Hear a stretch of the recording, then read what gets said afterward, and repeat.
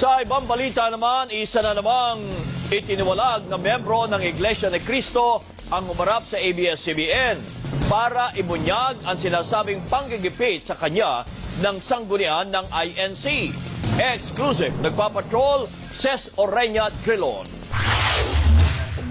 Nagtatago si Lito Fruto, dating miyembro ng Iglesia ni Cristo na tiniwalag nitong Abril. Humarap siya sa ABS-CBN pero hininging itago ang muka.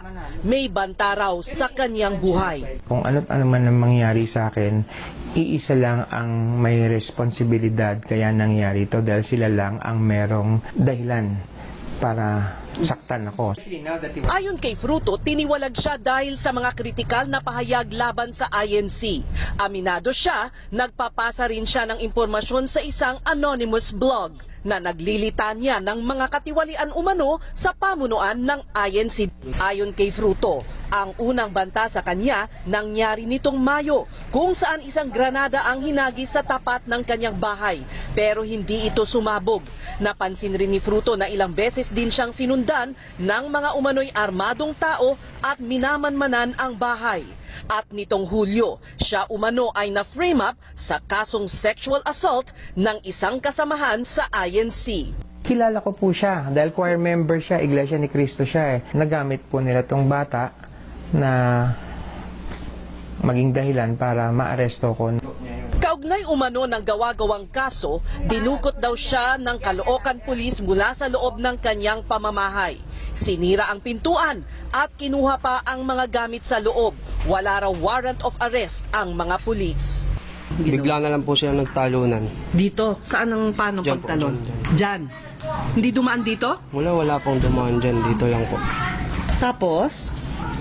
Pinagsisipahan na po nila yung pinto. Winasak nila yan. 3 araw na kulong si Fruto. Nung pinuntahan ng abogado yung investigator dun sa pinaalis lang siya at sinabi sa kanya na umalis ka nga rito, iniistorbo mo kami.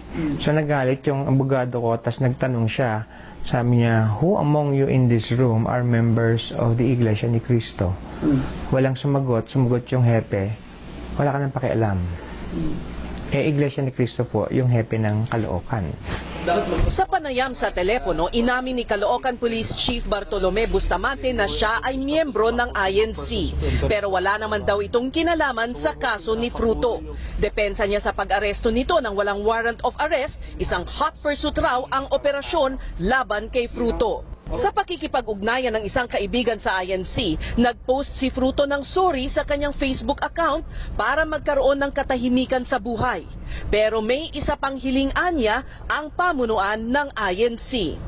Nais umano ng pamunuan ng INC na pirmahan niya ang isang statement na ginawa nila at i-post sa Facebook, kung saan isinisisi niya ang magkapatid na sina Ka Angel at Ka Loti Manalo sa paninira sa INC.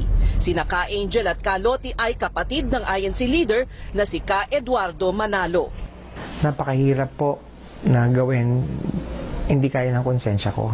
Hindi ko naman maatim ng konsensya ko na maligtas kami ng anak ko, pero meron namang kaluluwa na mapapahamak dahil doon sa ginawa ko. Ayon kay Fruto, hindi niya ito kayang gawin kahit na ang kapalit ay ang kanyang pagtatago at panganib sa buhay. Kahapon pa sinisikap kunin ng ABS-CBN ang panig ng INC ukol dito sa pamamagitan ni INC spokesperson Edwin Sabal. Pero nakapatay ang cellphone niya at hindi rin sumasagot sa mga text. Ces Orenya Drilon, ABS-CBN News.